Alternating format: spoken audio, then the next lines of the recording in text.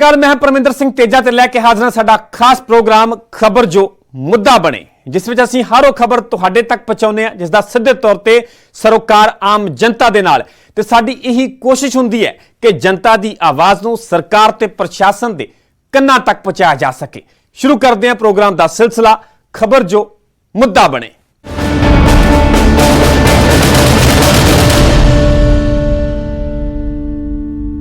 ਸਭ ਤੋਂ ਪਹਿਲੀ ਖਬਰ ਲੁਧਿਆਣਾ ਤੋਂ ਹੈ, ਜਿੱਥੇ ਵਿਵਾਦਿਤ ਪਰਲ ਕੰਪਨੀ ਦੀ ਜ਼ਮੀਨ ਤੇ ਭੂ ਮਾਫੀਆ ਨੇ ਕਬਜ਼ਾ ਕਰ ਲਿਆ। ਭੂ ਮਾਫੀਆ ਨੇ ਨਾ ਸਿਰਫ ਕਬਜ਼ਾ ਕੀਤਾ ਹੈ ਬਲਕਿ ਜ਼ਮੀਨ ਤੇ ਖੇਤੀ ਸ਼ੁਰੂ ਕਰ ਦਿੱਤੀ ਹੈ, ਜਿਸ ਦਾ ਇੱਕ ਸਮਾਜ ਸੇਵੀ ਨੇ ਗੰਭੀਰ ਨੋਟਿਸ ਲਿਆ ਹੈ ਤੇ ਮਾਮਲਾ ਪ੍ਰਸ਼ਾਸਨ ਦੇ ਕੋਲ ਪਹੁੰਚਾ ਦਿੱਤਾ ਹੈ। ਵੇਖੋ ਪੂਰੀ ਰਿਪੋਰਟ।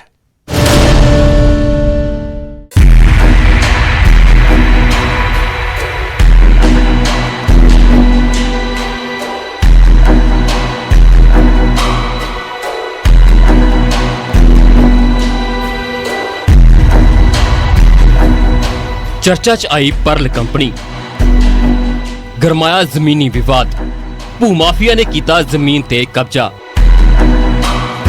लोकां दा पैसा दब के भज्जण वाली कंपनी मुड़ चर्चा विच है। लोकां नूं धोखा देण वाली कंपनी मुड़ सुर्खियां विच है।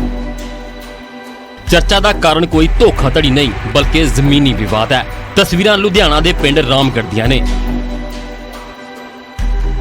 जिथे भू माफिया ने सुप्रीम कोर्ट के हुक्मां दी सरेआम धज्जियां उड़ा दित्तियां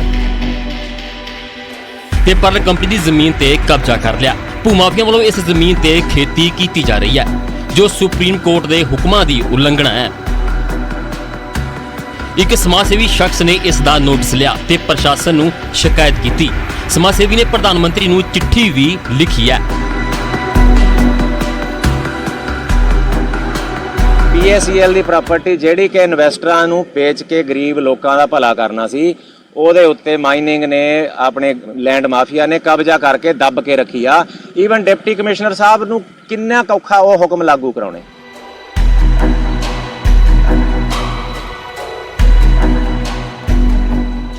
दरअसल सुप्रीम कोर्ट ने हुक्म दिता है कि परल कंपनी की सारियां जमीनां वेच के लोकां दा पैसा मोड़िया जावे ते ये जमीन भी इसे तहत आउंदी है। पर इत्थे तां तस्वीर ही वखरी है। इत्थे तां भू माफिया ने कब्जा कर लिया। एक वकील मुताबिक जे प्रशासन ने जमीन खाली ना करवाई तां हाई कोर्ट दा दरवाजा खड़काया जावेगा। फर्दर साडी एक आपां हाई कोर्ट वास्ते प्लैनिंग करदे, साडा अंडर प्रोसैस है, आपां हाई कोर्ट जाण दी तैयारी करदे पे हैं। जे स्टेट गवर्नमेंट कर लवे फिर तां ठीक है, वैल एंड गुड, इन्वैस्टर्स नूं तां पैसा मिलना चाहिदा वा।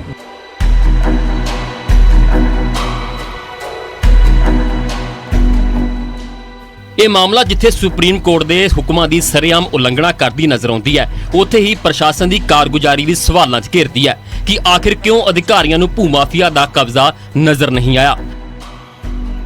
क्यों भू माफिया के खिलाफ हले तक कार्रवाई नहीं की गई। लुधियाना तो रोहित गौड़ की रिपोर्ट, न्यूज़ 18 पंजाब।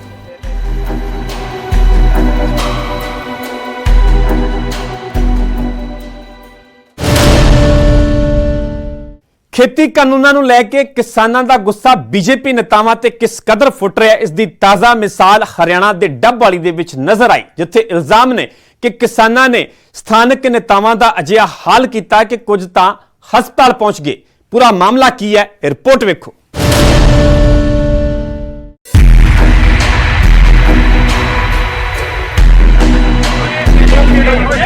थां बदली, तारीख बदली, पर नहीं बदलिया तां किसानां दा स्टैंड ते बीजेपी दा रवैया। इस लई नतीजा एक बार फिर ओही टकरादा है। सिरसा दे डबवाली च बीजेपी दे वर्कर इकट्ठे तां भविख दी रणनीति घड़न दे लई होए सन, पर खेती कानूनां दे कारण उन्हां दा खुद दा भविख खतरे च है।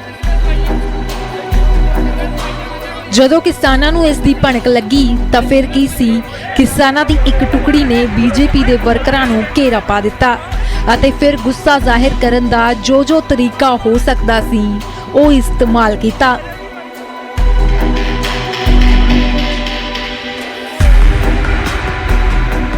जो भज सकते सी वो भज गए, पर जो हथे चढ़ गए उन्हां दे नाल करीब करीब उही सलूक होया ਜੋ 3 ਮਹੀਨੇ ਪਹਿਲਾਂ ਮਲੋਟ 'ਚ ਅਬੋਹਰ ਤੋਂ ਬੀਜੇਪੀ ਵਿਧਾਇਕ ਅਰੁਣ ਨਾਰੰਗ ਦੇ ਨਾਲ ਹੋਇਆ ਸੀ।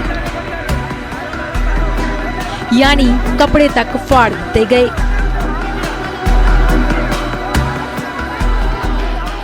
शुरुआती बयान ते जमीनी हालात दसदे ने कि बीजेपी वर्करां ने भी जवाब देने की भरपूर कोशिश की, पर किसान भारी पै गए।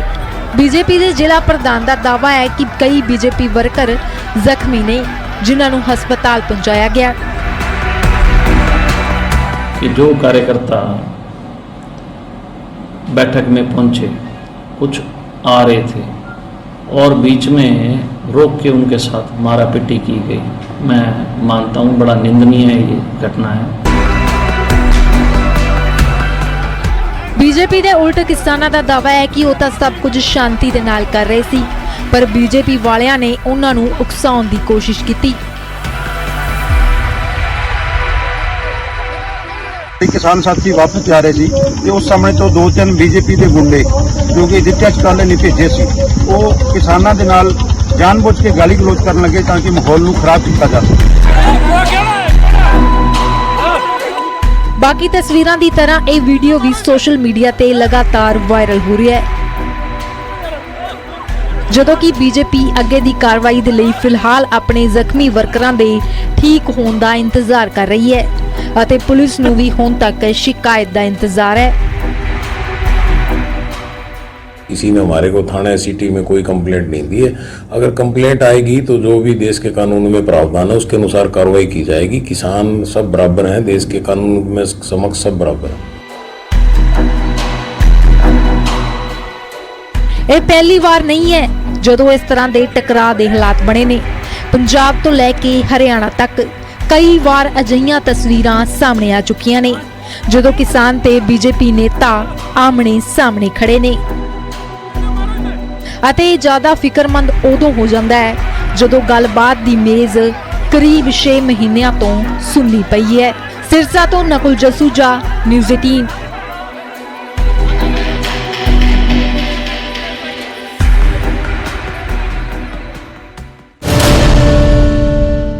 ਖਬਰ ਮੋਗਾ ਤੋਂ ਹੈ ਜਿੱਥੇ ਪਤੀ ਪਤਨੀ ਦੇ ਵਿਚਾਲੇ ਮਜ਼ਾਕ ਹੀ ਮੌਤ ਬਣ ਗਿਆ ਤੇ ਪਤਨੀ ਦੀ ਮੌਤ ਹੋ ਗਈ ਜਦਕਿ ਪਤੀ ਹਸਪਤਾਲ ਦੇ ਵਿੱਚ ਜ਼ਿੰਦਗੀ ਤੇ ਮੌਤ ਦੇ ਨਾਲ ਲੜ ਰਿਹਾ ਹੈ। ਆਖਿਰਕਾਰ ਕੀ ਹੈ ਪੂਰਾ ਮਾਮਲਾ, ਇਹ ਰਿਪੋਰਟ ਵੇਖੋ।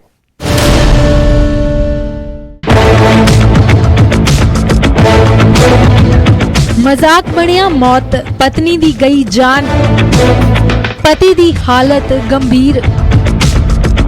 मजाक करना भी कदे भारी पै जांदा है ते नौबत मौत तक पहुंच जांदी है। जी हाँ, सही सुनिया तुसी, मजाक नाल किसे दी जान भी जा सकती है। अजिही घटना बागा पुराना दे पिंड वेरोके च वापरी। जिसने घटना सुनी उसदे रोंगटे खड़े हो गए ते पैरां दे हेठों जमीन खिसक गई। इस घटना दा कारण मजाक बनिया। दरअसल पति पत्नी ने आपस च मजाक किया ते पुछया कि तू मेरे लिए की कर सकदा है। बस इन्ना पुछन दी देर सी कि दोवें गंभीर हो गए। दोहां ने कोल्ड ड्रिंक च जहरीली दवाई मिलाई ते पी गए, जिस कारण महिला दी मौत हो गई जबकि उसके पति नूं हस्पताल च दाखिल करवाया गया है। 4 साल पहला दोवां ने लव मैरिज करवाई सी।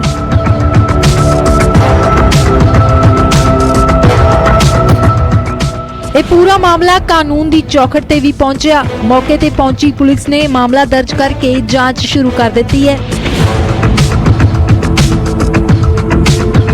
ਮਨਪ੍ਰੀਤ ਕੌਰ ਦੇ ਘਰ ਵਾਲੇ ਨੂੰ ਕਹਿੰਦੀ ਵੀ ਮੇਰੇ ਕਹੇ ਤੇ ਤੂੰ ਕੁਝ ਕਰ ਲੇਗਾ, ਉਹ ਕਹਿੰਦੀ ਜੋ ਤੂੰ ਕਹੇਗਾ ਉਹ ਕਰ ਲੂਗਾ, ਤੁਸੀਂ ਕਹਿੰਦੀ ਜ਼ਹਿਰ ਪੀ ਲੂੰਗਾ ਪਿਆ ਲੂੰਗਾ।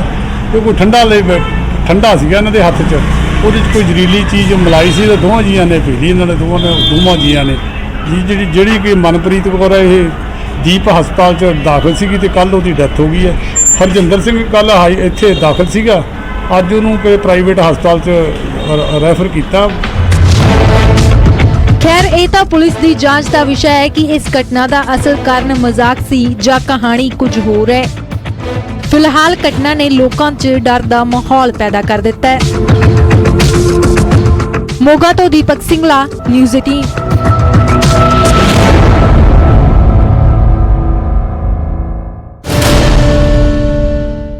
ਅੰਮ੍ਰਿਤਸਰ ਦੇ ਵਿੱਚ ਰੇਲਵੇ ਲਾਈਨਾਂ ਦੇ ਕੋਲ ਤਾਸ਼ ਖੇਡ ਰਹੇ ਦੋ ਨੌਜਵਾਨਾਂ ਦੇ ਵਿੱਚ ਅਜਿਹੀ ਤਕਰਾਰ ਹੋਈ ਕਿ ਅੰਜਾਮ ਕਤਲ ਤੱਕ ਪਹੁੰਚ ਗਿਆ। ਇੱਕ ਨੌਜਵਾਨ ਨੇ ਦੂਜੇ ਤੇ ਤੇਜ਼ਧਾਰ ਹਥਿਆਰ ਦੇ ਨਾਲ ਵਾਰ ਕਰ ਦਿੱਤੇ ਤੇ 20 ਸਾਲਾ ਨੌਜਵਾਨ ਦੀ ਮੌਤ ਹੋ ਗਈ। ਅੱਜ ਜੇ ਗਵਾਈ ਦੇਗਾ ਤੇ ਇਹਨੂੰ ਪਰਮੇਸ਼ਵਰ ਵੀ ਮਾਫ ਕਰੇਗਾ। ਕਹਿੰਦਾ ਮਾਤਾ ਸਾਡੇ ਯਾਰ ਭਰਾ ਮੈਂ ਗਵਾਈ ਮੇਰੇ ਬੱਚੇ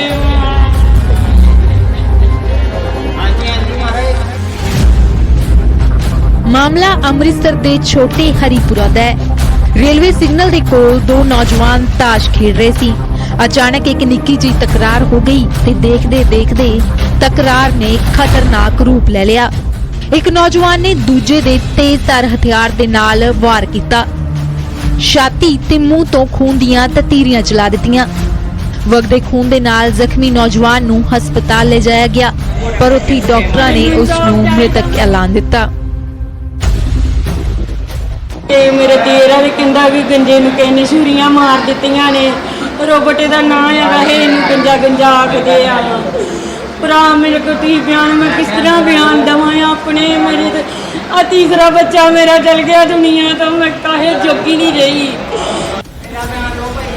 ਮ੍ਰਿਤਕ ਨੌਜਵਾਨ ਦਾ ਨਾਮ ਰੋਬਰਟ ਸੀ ਤੇ ਉਸ ਦੀ ਉਮਰ ਮਹਿਜ਼ 20 ਸਾਲ ਦੀ ਸੀ ਤੇ ਹੁਣ ਪੁਲਿਸ ਵਾਰਦਾਤ ਨੂੰ ਅੰਜਾਮ ਦੇਣ ਵਾਲੇ ਰੋਬਰਟ ਦੇ ਸਾਥੀ ਗੋਲੂ ਨੂੰ ਲੱਭ ਰਹੀ ਹੈ, ਜਿਸ ਨੇ ਤਾਸ਼ ਤੋਂ ਸ਼ੁਰੂ ਹੋਈ ਤਕਰਾਰ ਨੂੰ ਕਤਲ ਤੱਕ ਅੰਜਾਮ ਦੇ ਦਿੱਤਾ।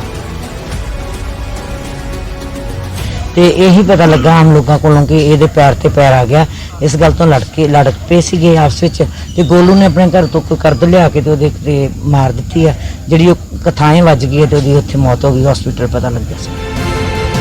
ਫਿਲਹਾਲ ਪੁਲਿਸ ਕਤਲ ਦੀ ਅਸਲ ਵਜ੍ਹਾ ਦੀ ਵੀ ਜਾਂਚ ਕਰ ਰਹੀ ਹੈ ਤੇ ਮੁਲਜ਼ਮ ਵੀ ਅਜੇ ਪੁਲਿਸ ਦੀ ਗ੍ਰਿਫਤ ਚੋਂ ਬਾਹਰ ਹੈ। ਉਧਰ ਪਰਿਵਾਰ ਵੀ ਪੁਲਿਸ ਤੋਂ ਇਨਸਾਫ ਦੀ ਮੰਗ ਕਰ ਰਿਹਾ ਹੈ। ਅੰਮ੍ਰਿਤਸਰ ਤੋਂ ਅਮਿਤ ਸ਼ਰਮਾ, ਨਿਊਜ਼ 18।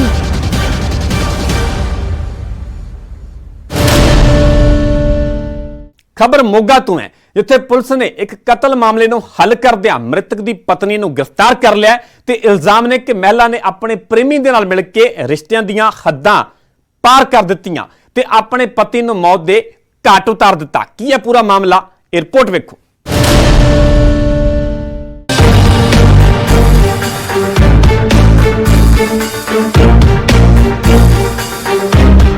ਕਤਲ ਮਾਮਲਾ ਹੱਲ, ਮ੍ਰਿਤਕ ਦੀ ਪਤਨੀ ਗ੍ਰਿਫਤਾਰ। ਪ੍ਰੇਮੀ ਦੇ ਨਾਲ ਮਿਲ ਕੇ ਦਿੱਤਾ ਵਾਰਦਾਤ ਨੂੰ ਅੰਜਾਮ। ਮੋਗਾ ਦੇ ਪਿੰਡ ਅਜੀਤਵਾਲ 'ਚ ਉਸ ਸਮੇਂ ਸਨਸਨੀ ਫੈਲ ਗਈ ਜਦ ਇੱਕ ਸ਼ਖਸ ਦੀ ਨਹਿਰ ਕੋਲੋਂ ਲਾਸ਼ ਮਿਲੀ। ਪੁਲਿਸ ਨੇ ਗੰਭੀਰਤਾ ਦੇ ਨਾਲ ਜਾਂਚ ਕੀਤੀ ਤੇ ਹੈਰਾਨ ਕਰ ਦੇਣ ਵਾਲੇ ਖੁਲਾਸੇ ਕੀਤੇ। ਖੁਲਾਸਿਆਂ ਨੇ ਰਿਸ਼ਤਿਆਂ ਨੂੰ ਤਾਰ-ਤਾਰ ਕਰ ਦਿੱਤਾ ਤੇ ਰੌਂਗਟੇ ਖੜੇ ਕਰ ਦਿੱਤੇ। ਦਰਅਸਲ ਕਤਲ ਦਾ ਇਲਜ਼ਾਮ ਕਿਸੇ ਹੋਰ ਤੇ ਨਹੀਂ ਬਲਕਿ ਮ੍ਰਿਤਕ ਦੀ ਪਤਨੀ ਤੇ ਹੀ ਹੈ, ਜਿਸ ਨੇ ਆਪਣੇ ਪ੍ਰੇਮੀ ਦੇ ਨਾਲ ਮਿਲ ਕੇ ਪਤੀ ਨੂੰ ਰਾਹ 'ਚੋਂ ਹਟਾ ਦਿੱਤਾ ਤੇ ਹੁਣ ਇਹ ਦੋਵੇਂ ਪੁਲਿਸ ਦੀ ਗ੍ਰਿਫਤ 'ਚ ਨੇ। ਮ੍ਰਿਤਕ ਦੀ ਪਤਨੀ ਸੁਰਿੰਦਰ ਕੌਰ ਅਤੇ ਉਸ ਦੇ ਪ੍ਰੇਮੀ ਆਪਣੇ ਦਲਜੀਤ ਸਿੰਘ ਉਰਫ ਨਿੱਕਾ, ਜੋ ਕਿ ਜਗਰਾਉਂ ਦਾ ਰਹਿਣ ਵਾਲਾ ਹੈ, ਉਹਨਾਂ ਦੋਨਾਂ ਦੇ ਖਿਲਾਫ 302, 34, 201 IPC ਦਾ ਮੁਕੱਦਮਾ ਦਰਜ ਕੀਤਾ ਗਿਆ। ਮ੍ਰਿਤਕ ਆਪਣੀ ਪਤਨੀ ਨੂੰ ਰੋਕਦਾ ਸੀ, ਪਰ ਪਿਆਰ 'ਚ ਅੰਨੀ ਹੋਈ ਮਹਿਲਾ ਨੂੰ ਪਤੀ ਹੀ ਚੁੱਭਣ ਲੱਗ ਗਿਆ ਤੇ ਇੱਕ ਖੌਫਨਾਕ ਯੋਜਨਾ ਬਣਾਈ। ਮਹਿਲਾ ਆਪਣੇ ਪਤੀ ਨੂੰ ਲੈ ਕੇ ਨਹਿਰ ਦੇ ਕੋਲ ਗਈ, ਜਿੱਥੇ ਪ੍ਰੇਮੀ ਦੇ ਨਾਲ ਮਿਲ ਕੇ ਉਸਨੇ ਆਪਣੇ ਜੀਵਨ ਸਾਥੀ ਨੂੰ ਹੀ ਮੌਤ ਦੇ ਘਾਟ ਉਤਾਰ ਦਿੱਤਾ। 45 ਸਾਲਾ ਮੁਲਜ਼ਮ ਮਹਿਲਾ ਦੇ 3 ਬੱਚੇ ਨੇ, ਜਿਨ੍ਹਾਂ 'ਚੋਂ ਇੱਕ ਮੁੰਡੇ ਦੀ ਉਮਰ 22 ਸਾਲ ਹੈ ਤੇ 2 ਧੀਆਂ ਨੇ, ਜਦਕਿ ਉਸ ਦਾ ਪ੍ਰੇਮੀ 30 ਸਾਲ ਦਾ ਹੈ, ਜੋ ਕੁਆਰਾ ਦੱਸਿਆ ਜਾ ਰਿਹਾ ਹੈ। ਮੋਗਾ ਤੋਂ ਦੀਪਕ ਸਿੰਘਲਾ, ਨਿਊਜ਼ 18।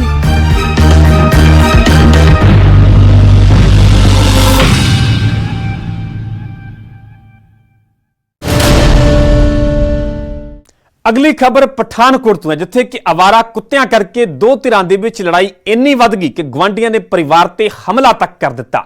ਇੰਨਾ ਹੀ ਨਹੀਂ, ਪਰਿਵਾਰ ਨੇ ਹਸਪਤਾਲ ਦੇ ਵਿੱਚ ਵੀ ਆ ਕੇ ਹਮਲਾ ਕਰਨ ਦਾ ਇਲਜ਼ਾਮ ਲਗਾਇਆ ਤੇ ਪੁਲਿਸ ਤੋਂ ਸੁਰੱਖਿਆ ਦੀ ਮੰਗ ਕੀਤੀ ਹੈ।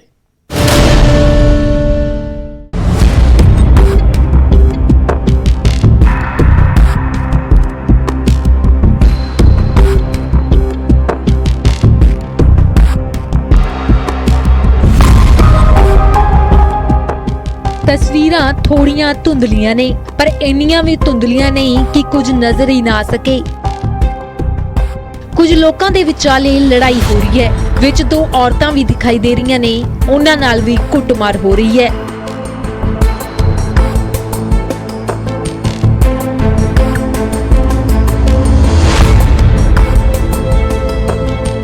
दरअसल इस लड़ाई का कारण आवारा कुत्ते ने। ਮੁਹੱਲੇ ਦਾ ਇੱਕ ਪਰਿਵਾਰ ਆਵਾਰਾ ਕੁੱਤਿਆਂ ਨੂੰ ਰੋਟੀ ਪਾਉਂਦਾ ਹੈ ਤੇ ਪਰਿਵਾਰ ਦਾ ਇਲਜ਼ਾਮ ਹੈ ਕਿ ਮੁਹੱਲੇ ਦੇ ਕੁਝ ਲੋਕ ਕੁੱਤਿਆਂ ਨੂੰ ਮਾਰਦੇ ਨੇ ਤੇ ਉਹ ਇਸ ਦਾ ਵਿਰੋਧ ਕਰਦੇ ਨੇ ਤੇ ਇਸੇ ਦੇ ਚਲਦੇ ਉਹਨਾਂ ਤੇ ਇਹ ਹਮਲਾ ਹੋਇਆ ਹੈ।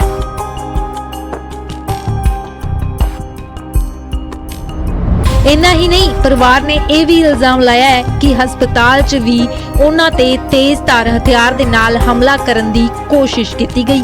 ਪਰਿਵਾਰ ਨੇ ਸੁਰੱਖਿਆ ਦੀ ਮੰਗ ਕੀਤੀ ਹੈ।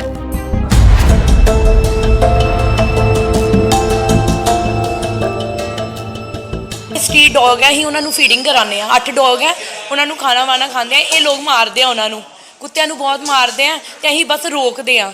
ਤੇ ਉਹ ਹੁਣ ਅੱਜ ਕੀ ਹੋਇਆ ਕਿ ਬਸ ਅਸੀਂ ਕੁੱਤਾ ਲੈ ਕੇ ਗਏ, ਇਹਨਾਂ ਨੇ ਪਹਿਲੇ 1-2 ਦਿਨ ਕਿਹਾ ਕਿ ਇੱਧਰ ਨਹੀਂ ਲੈ ਕੇ ਆਣਾ ਕੁੱਤਾ। ਮੈਂ ਕਿਹਾ ਠੀਕ ਹੈ, ਨਹੀਂ ਲੈ ਕੇ ਆਂਦੇ, ਕੋਈ ਗੱਲ ਨਹੀਂ। ਅਸੀਂ ਉਧਰ ਦੂਸਰੀ ਗਲੀ 'ਚ ਗਏ ਆ, ਉੱਥੇ ਖੰਭਾ ਹੈਗਾ, ਉੱਥੇ ਡੌਗ ਨੇ ਬਾਥਰੂਮ ਕੀਤਾ ਤੇ ਇਹਨਾਂ ਨੇ ਕੁੱਤੇ ਨੂੰ ਮਾਰਨਾ ਸ਼ੁਰੂ ਕਰ ਦਿੱਤਾ। ਅਸੀਂ ਰੋਕਿਆ ਤੇ ਸਾਨੂੰ ਵੀ ਇਹਨਾਂ ਨੇ ਮਾਰਿਆ। ਮੇਰੇ ਹਸਬੈਂਡ ਹੀ, ਮੈਂ ਤੇ ਘਰ ਸੀਗੀ, ਮੈਨੂੰ ਚੀਕਾਂ ਦੀਆਂ ਆਵਾਜ਼ਾਂ ਆਈਆਂ ਤੇ ਅਸੀਂ ਦੌੜਦੇ ਆਏ ਆ ਵਾਪਿਸ ਉੱਥੇ।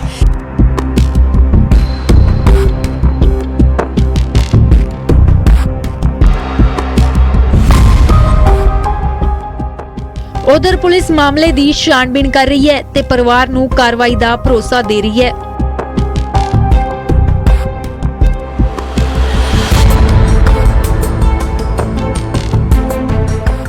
कारण भावें आवारा कुत्ते ही सी, पर तकरार हमले तक पहुंच गई ते मामला पुलिस दे कोल पहुंचिया ते उधर परिवार ने सुरक्षा की मंग की है ते पुलिस मामले की जांच कर रही है। पठानकोट तो सुखजिंदर कुमार, न्यूज़ 18।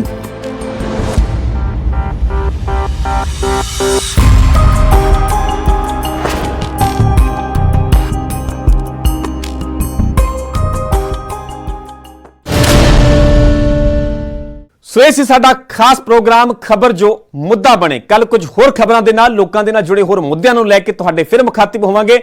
ਤਦ ਤੱਕ ਪਰਮਿੰਦਰ ਸਿੰਘ ਤੇਜਾ ਨੂੰ ਦਿਓ ਇਜਾਜ਼ਤ। ਸਤਿ ਸ਼੍ਰੀ ਅਕਾਲ।